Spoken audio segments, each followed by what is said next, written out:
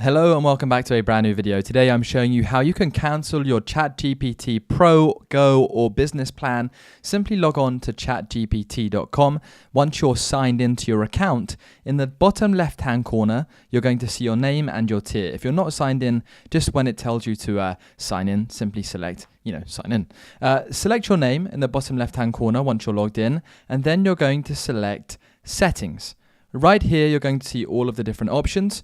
You want to come all the way down to account, select that, and then you're going to see your name followed by your ChatGPT account. It'll tell you when your plan will renew and what plan you're on. If you want to cancel that account, simply select the manage button, and then what you're going to see, instead of upgrade plan, you're going to see cancel your plan.